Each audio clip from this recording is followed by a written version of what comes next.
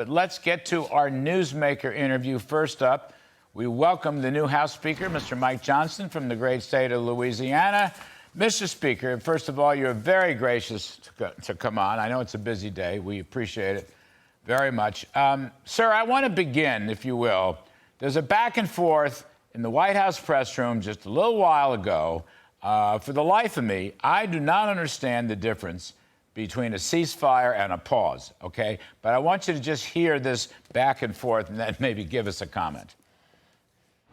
As you push the Israelis for humanitarian pauses, are they just supposed to sit back and let Hamas attack them and attack them and attack them and not fight back? We have been crystal clear that Israel has the right to defend themselves. I mean, my goodness. Pause means they can still shoot back. My goodness, Peter, we're giving them security assistance almost every day. But do we advocate pauses by both sides here? Temporary, localized, to be able to get Americans out, to be able to get aid in? You betcha we do. That doesn't mean that we're calling for a general ceasefire. Hang on a second. There's a difference. Yeah, there's a difference. And then yesterday, Mr. Biden said in answer to a question, I think the president was in Minneapolis, quote, I think we need a pause. A pause means giving time to get the prisoners out. We all want the prisoners out. We all want the hostages out. But, Mr. Speaker, what is the do you see a difference between a pause and a ceasefire? And what do you think about this whole debate?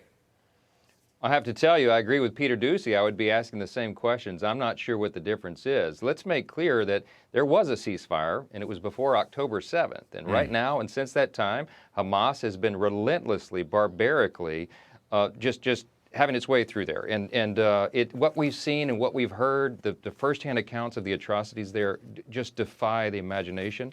We have to stand with Israel. There is no equivocation here at all. When I spoke with Prime Minister Netanyahu on the phone on Saturday night, and he said this is good versus evil, light versus darkness, I agree with him wholeheartedly, and we're going to stand fully with our ally and our friend Israel. You're going to take up this afternoon, I guess you're going to have a vote on the Israeli funding bill. Can you tell us about that? It does not look like the Senate Majority Leader or the Senate Minority Leader agrees with you at the moment. I have no idea how this is going to play out. Could you just tell us how you see it, please? Well, I'll tell you this. As a general premise, we have to change the way business is done in Washington, and that is we have to keep an eye always on our own financial stability. We want to help Israel. We are going to help Israel.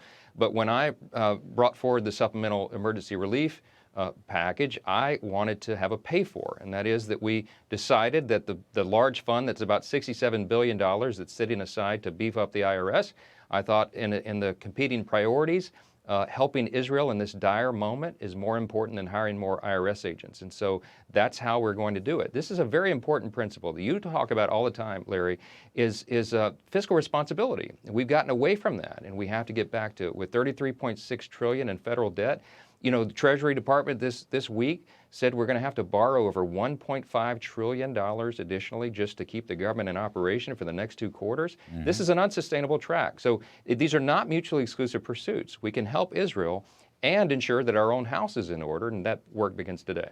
Well, you know, Newt Gingrich talked about this, wrote a column on it. It's very important that you reestablish pay-fors or checkoffs. And that's what you've done. But the bigger question is going to be, Mr. Speaker, as you well know, I guess a difference of opinion between the Republican House and the Democratic Senate. Is there a way to predict this? I mean, a lot of people would like to see Ukraine broken out. We need a good national conversation on the Ukraine.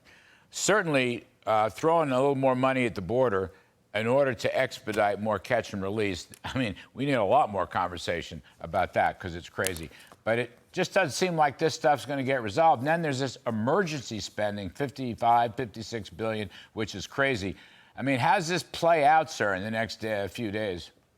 Well, you're going to see.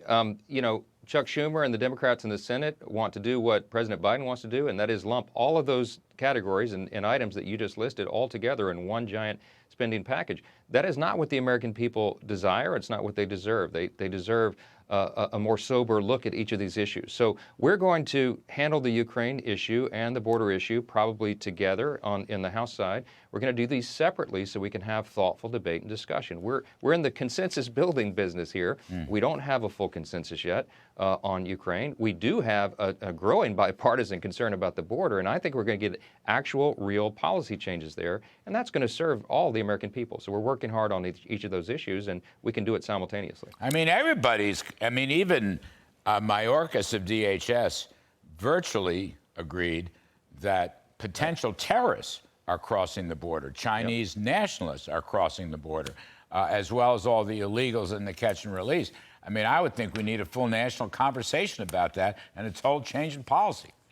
Yeah, and of course, Larry, all of that was completely foreseeable. When they opened up the border under Mayorkas' direction and President Biden himself, they allowed for this serious situation that we have. And now the FBI has said, Director Wray said just a few days ago, that they suspect there might even be terrorist cells they're setting up and planning only God knows against American citizens. So we're to be on alert. Well, yeah, of course, when you keep the border open and you allow dangerous people to come in, you open yourselves up for that kind of chaos. We've been working with everything we have for the last nearly 3 years to get that border closed and secured, and they've ignored us until now.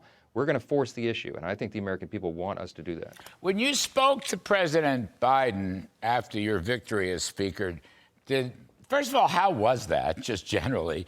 And did these issues come up? Did he sort of comments on stuff, and you might have had an opinion or two? What was that conversation like? We had a cordial kind of a meet and greet conversation. The schedule got jostled a bit, and we actually wound up having 15 or almost 20 minutes together. But we kept it at the surface level. I mean, I'd met him once before, and it was really an introductory kind of thing. It was a pleasant conversation. He knows that we're on very different planets with regard to policy and our positions and all of that. And we kind of mutually agreed, I think, that we'd have a stalemate for purposes of that conversation. I did meet later that day, this was on Thursday of last week, with Jake Sullivan and the OMB director, Shalanda, and a number of the White House officials. And we had very direct conversations about where the House is, where the House Republican majority is on, for example, dividing the Israel and Ukraine issue. And I just told them we're resolved and we're going to do it that way. And everybody there needs to kind of wrap their mind around that, because that's reality. You know, about 15 seconds after you got off the phone with President Biden, his presidential campaign started attacking you. Oh, yeah. Well, look, that's the game here. I met with him in person at the White House, and it was cordial, and he complimented me on the on having won the position and all of that. And he shared some old stories. He said, I've been around here a while. Yes, sir, we all know. Look, I respect the office, and I think that's an important principle around here. We can't get away from that. But obviously, I have great concern with how he's leading the country, and I'd be hard-pressed to tell you one policy issue that I think they've handled well. And so we've got a lot of work to do. Well, you should probably take it as a compliment that they're coming after you.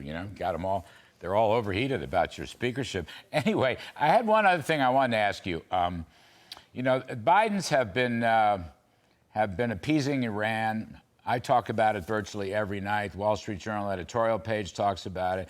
Is there some way, Mike, something you can do as House Speaker to restore the sanctions on economic and energy activity? Because, as you know, in the last 3 years, essentially Iran, which was broke when Donald Trump left office, has now refunded itself because of easygoing sanctions. And, there's no interdiction, there's no impoundment. I mean, I call it stop a ship, send a message. They got $80 billion in energy and foreign exchange reserves, and they're financing Hamas and all the rest of the terrorism. Is there something that you, Speaker, and the House can do to restore the tough Trump sanctions? Listen, on this, like so many other issues, I'm from the Kudlow school, okay? I agree with you 100%. We're having some thoughtful dialogue and discussion about what we can do to draw that line. Iran is the largest state sponsor of terror around the world. They do not have the U.S.'s best interest at heart. They're the ones that are sparking all of the violence and the unrest in the Middle East throughout the region. And of course, Hamas and Hezbollah are proxies for them. So why in the world would we do anything to assist them in any way? It just defies common sense and logic, we're going to push back as vigorously as we can. The House Republican Conference will do that. We only have a slim majority in one chamber, of course, of the legislative branch, but we're going to use that as best we can as a bully pulpit and with our policy production to try to push back. Well, I wondered. I mean, you might get bipartisan support in some quarters from the other side of the aisle. The other area of potential bipartisan support, Mr. Speaker, is on this incredible spread of anti-Semitism. I mean, the Wall Street Journal called it the global anti-Semitism. You see it in all these elite campuses. I haven't heard anything about LSU, where you went, so that's a good thing. But you do see it at all these fancy schools here in the East, where the rest of us went. It's a major embarrassment and sore spot. There's something you can do on that. Well, there's a fruitful discussion right now about funding mechanisms that go to some of these universities if they're going to harbor pro-terrorist sentiment, and some of this is coming from the faculty and the professors themselves.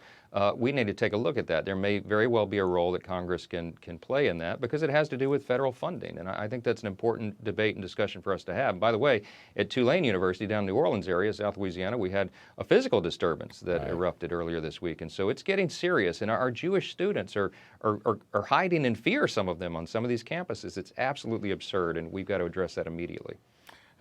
Newt Gingrich has, of course, he's banging me to ask you about that, but I would have done it anyway. Balanced budget, but a pro-growth balanced budget that would include extending or even improving upon the Trump tax cuts, which were so successful. I know that's not an immediate issue. You've got Israel in front of you. But Jody Arrington has done a good job, I think, on the budget for his committee. And I just wondered, that plus H.R. 1, which Kevin McCarthy called the Kudlow bill, unlocking the fossil fuel spigots, those are my two hobby horses down the road. Unlock the spigots, and let's have a pro-growth balanced budget with lower taxes. Well, Professor Kudlow, I agree with you 100%. Those are two of my big issues as well. And if we could get both those right, we'll go a long way in helping the country. All right. I don't want to keep you, sir. You got a big vote coming up. You're very kind with your time. Very kind to do it today. Speaker Mike Johnson, best of luck to you. Godspeed. Thank you.